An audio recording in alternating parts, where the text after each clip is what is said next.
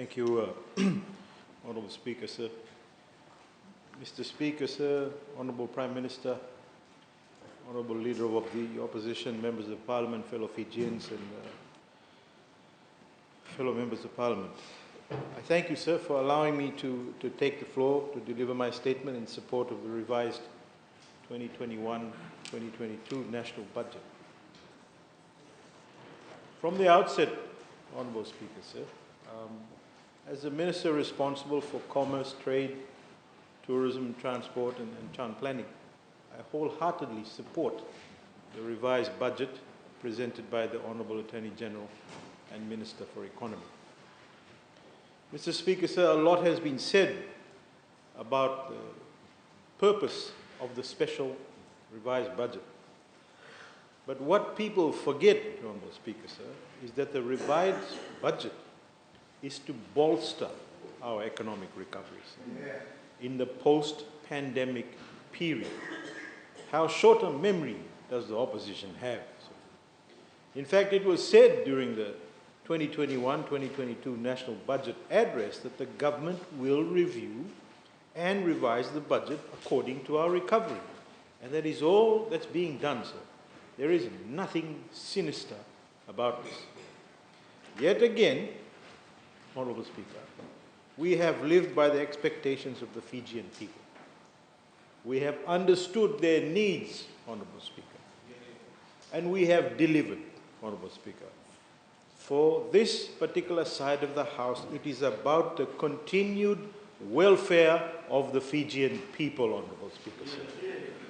Mr. Speaker, sir, it is difficult, from what I see, for the opposition to comprehend that the revised budget has not shifted the policies of the Fijian government, Honourable Speaker, sir. Our policies from day one and our direction from day one have remained consistent and resilient, Honourable Speaker, sir. It has been the consistent, proactive and resilient policies and initiatives that have led to consistent economic growth, Honourable Speaker, sir. Led to robust MSMEs creating a thriving middle-income class. Mr. Speaker, sir, it is because of our consistent policies and our vision we have received overwhelming support from international partners, Honourable Speaker, sir. If our partners did not have the confidence in what the Fijian government is doing and that we will succeed, they would never have provided funding, Honourable Speaker, sir. It is actually quite astonishing that only the opposition is not understanding what is being done. Everybody else seems to understand. Mr. Speaker, sir, the opposition, honestly, truthfully, has no idea of how a government must function. I shudder to think what would happen if they were sitting on this side of the House, Honourable Speaker.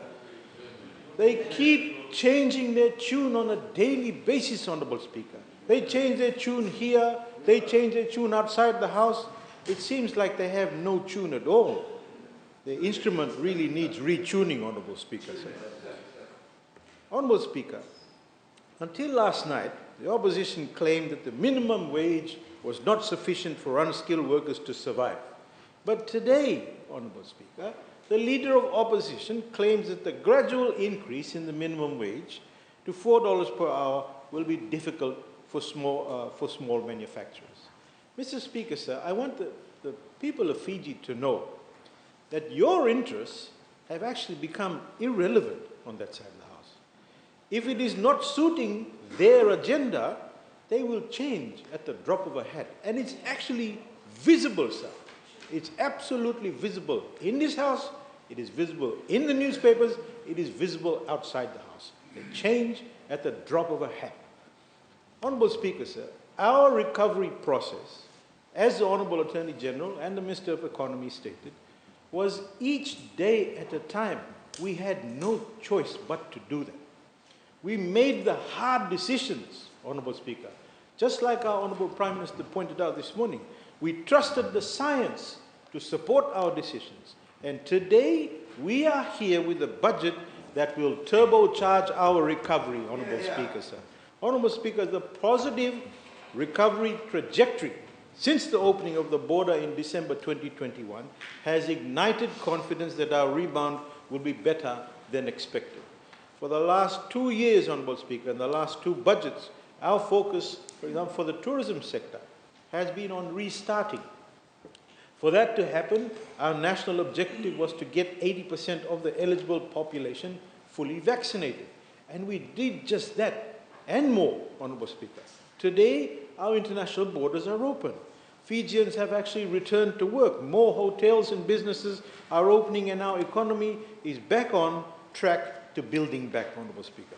It is in this revised budget, Honourable Speaker, our focus will be to shift from reopening to recovery of the Fijian tourism industry. Since our borders have opened on the 1st of December last year, we've welcomed back 50,742 visitors. Over 90% of these visitors were from Australia and the US markets alone.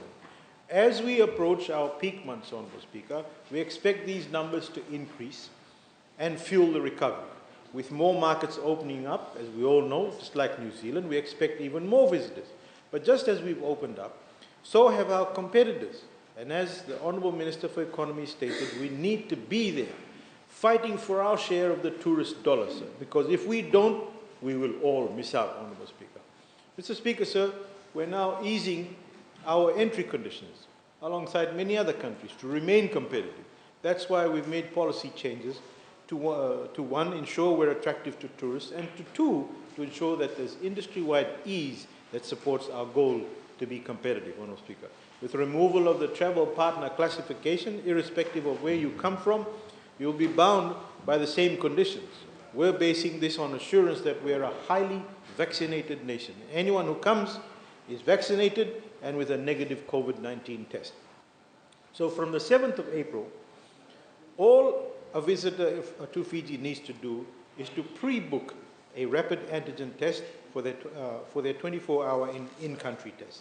This policy shift also, Honourable Speaker, creates transparency where all service providers, whether you're a hotel or a lab or a pharmacy, list their prices online.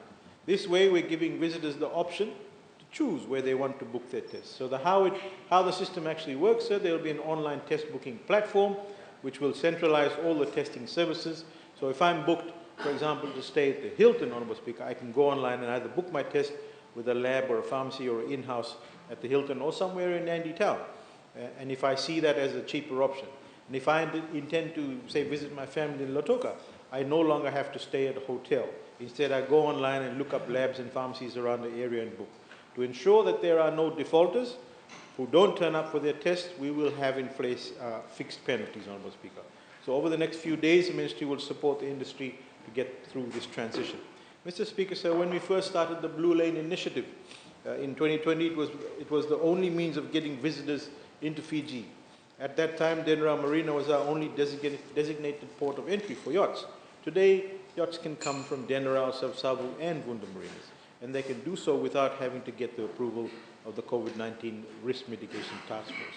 Instead, they declare their interest directly with Fiji Revenue Customs Service, as was the practice pre-COVID.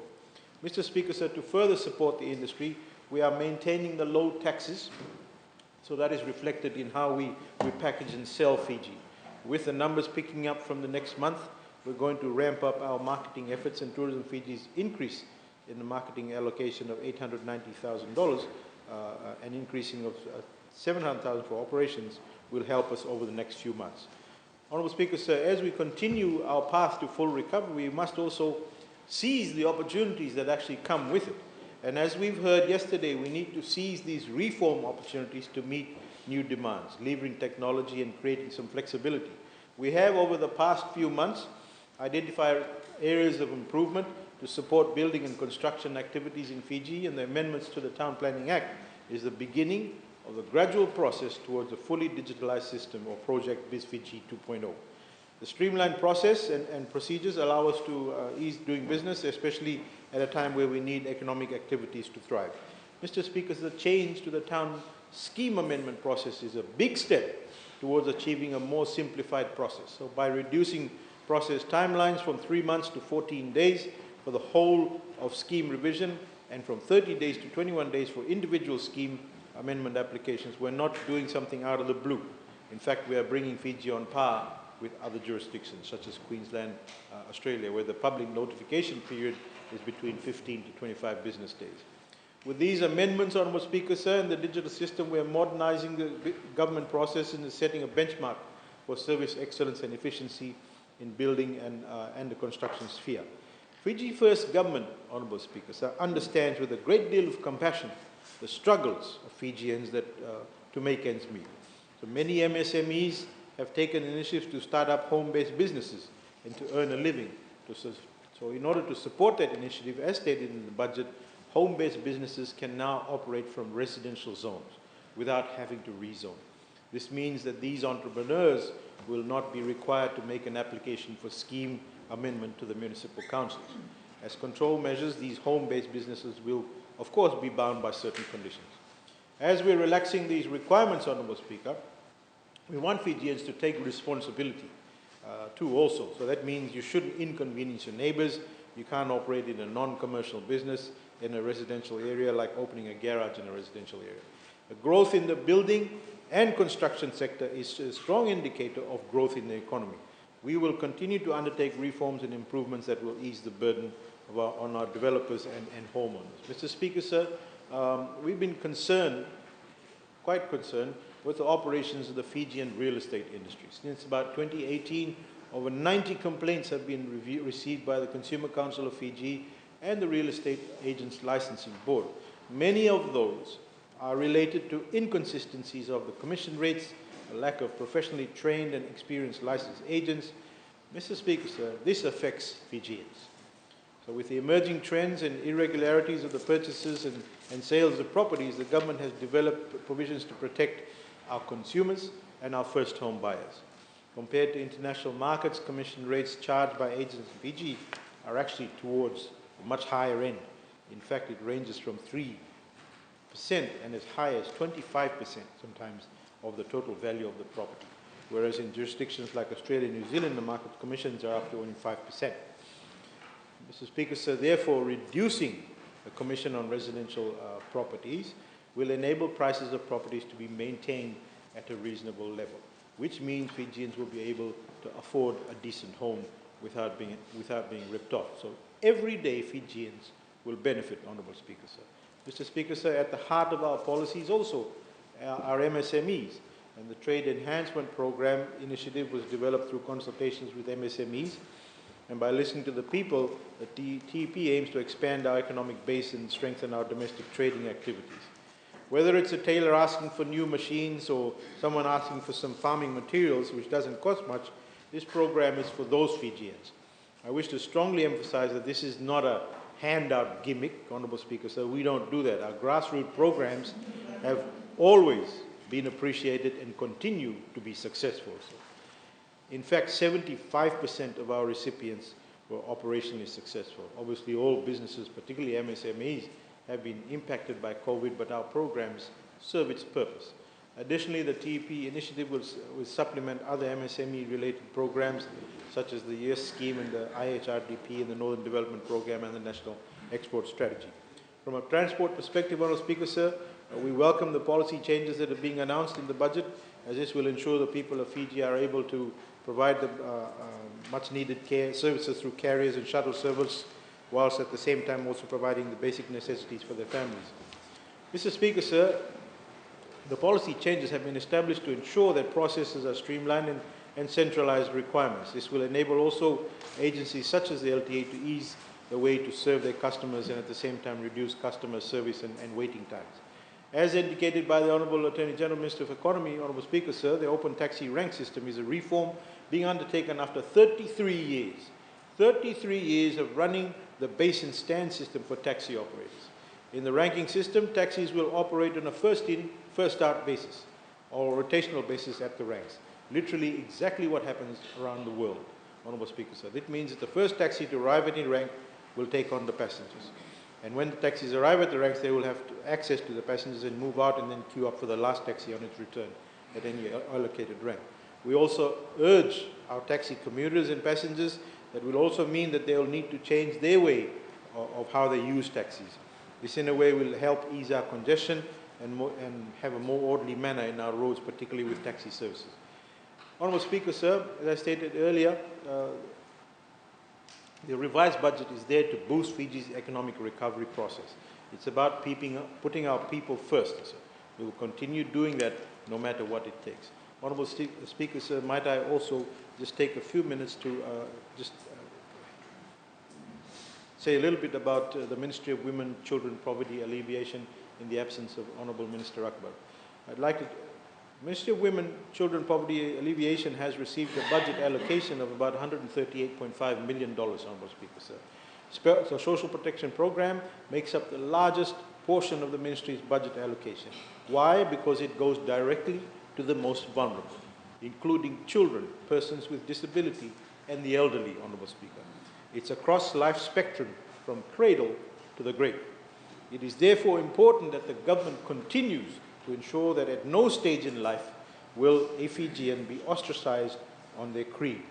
Instead, every Fijian is given the opportunity to access support from a government that ensures their well-being and welfare. The Ministry is actually very happy with their new budget and will help maintain the current social protection programs, which include the social pension schemes, the poverty benefit scheme, the care and protection allowance, the rural pregnant mothers program, the disability allowance scheme. Mr. Speaker, sir, the newly filled position of National Coordinator for Social Welfare Reform shows the government's commitment to provide greater functionality and strengthen accountability and improve data management through digitization, as highlighted by the Honourable Minister for Economy.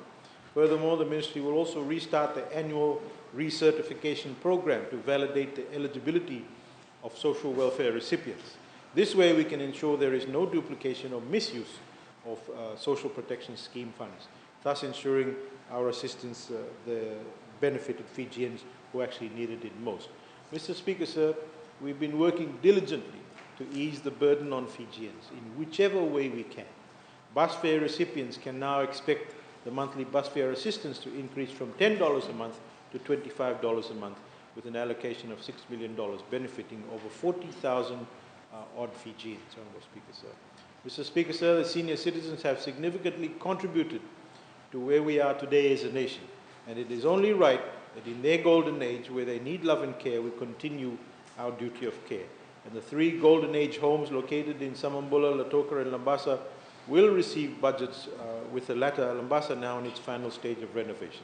And further to the grants to the organizations, the Ministry will strengthen its partnership with organizations whose activities and outputs support the Ministry's strategic objectives.